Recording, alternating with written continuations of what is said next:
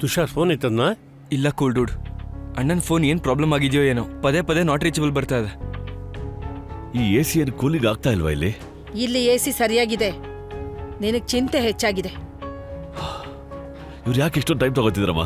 ಇಂಥ ವಿಷಯದಲ್ಲಿ ಸಮಯ ಹಿಡಿಯುತ್ತೆ, ನೀನ್ ಶಾಂತವಾಗಿರ್ ಸಾಕು. ಅದು ಹೇಗೆ ಶಾಂತವಾಗಿರ್ಲಮ್ಮ? ನನ್ನ ಮಗಳು ಒಳಗಡೆ ಎಷ್ಟು ಕಷ್ಟಪಡ್ತಿದ್ದಾಳೋ ಏನೋ. ಪ್ರತಿ ತಾಯಿ ಕೂಡ ಈ ನೋವನ್ನ ಅನುಭವಿಸ್ಲೇಬೇಕು.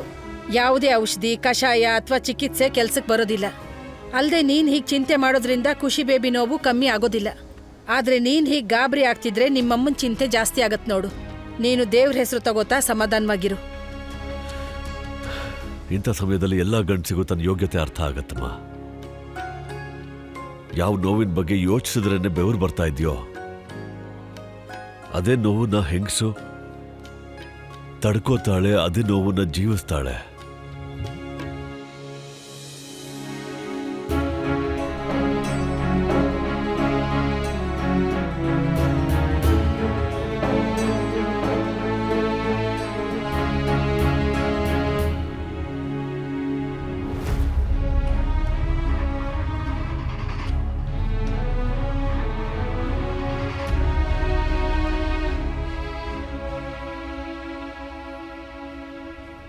ಖುಷಿ, ಪುಷ್ ಖುಷಿ,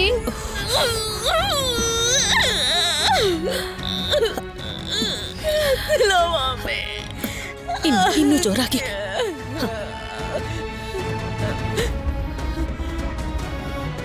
ಸಿ ಸೆಕ್ಷನ್ ಮಾಡಬೇಕು, ನೀವು ಆಚೆ ಹೋಗಿ ಪ್ಲೀಸ್ ಮ್ಯಾಮ್.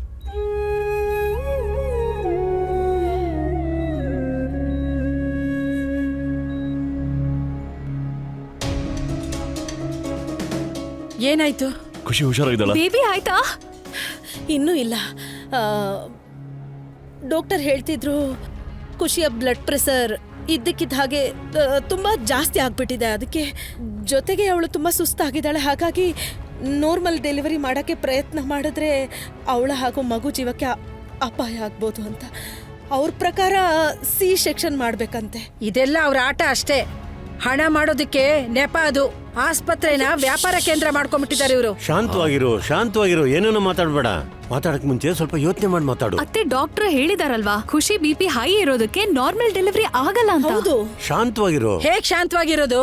ಮಗು ಏನೋ ಆಪರೇಷನ್ ಇಂದ ಬಂದ್ಬಿಡುತ್ತೆ, ಆದ್ರೆ ಖುಷಿ ಪಾಪ ಇಡೀ ಜೀವನ ತೊಂದರೆ ಅನುಭವಿಸ್ಬೇಕಾಗತ್ತೆ. ಅಲ್ದೆ ತಾಯಿ ಮಗುಗೆ ಜನ್ಮ ಕೊಟ್ಟಾಗ ಅವಳಿಗೂ ಅದು ಹೊಸ ಜನ್ಮ ಆಗಿರುತ್ತೆ. ಆದ್ರೆ ಇವರು ಈ ಡಾಕ್ಟರ್ಗಳಿದಾರಲ್ಲ, ಇವರು 4 ಸಂಪಾದನೆ ಮಾಡೋದಕ್ಕೆ ಇಲ್ದೇ ಇರೋ ಕಾರಣ ಹುಡುಕ್ತಾರೆ. ನಿಧಾನಕ್ಕೆ ಮಾತಾಡಿ, ಹಾಸ್ಪಿಟಲ್ ನಿಧಾನಕ್ಕೆ ಮಾತಾಡಿ. ಸುಮ್ನಿರಿ, ಇವ್ರಿಗೆಲ್ಲ ದುರಾಸೆ ಜಾಸ್ತಿ. ಇವ್ರ ಬಾಯಿಗೆ ಹುಳ ಬೀಳಿ. ಸುಮ್ಮನಿರ್ತೀಯ ನೀನು? ಲಲಿತಾ, ಯಾವ ಡಾಕ್ಟರ್ ಕೈನಲ್ಲಿ ಸೊಸೆ ಜೀವನ ಕೊಡ್ತೀವೋ ಅವ್ರ ಕೆಲಸದಲ್ಲಿ ಸ್ವಲ್ಪ ಭರವಸೆ ಇಟ್ಕೋ. ಹಾ ಹೌದು. ನೀನು ಹೇಳು, ನಿನ್ ಖುಷಿ ಜೊತೆಲಿದ್ದೆ, ಅವಳ ಸ್ಥಿತಿ ನೋಡಿದ್ಯಾ? ನಿನಗೇನನ್ಸುತ್ತೆ? ಅವಳಿಗೆ ಸಿಸೇರಿಯನ್ ಮಾಡುವ ಅವಶ್ಯಕತೆ ಇದೆಯಾ? ಹಾ ಮಗಳೇ, ನೀನು ಹೇಳು.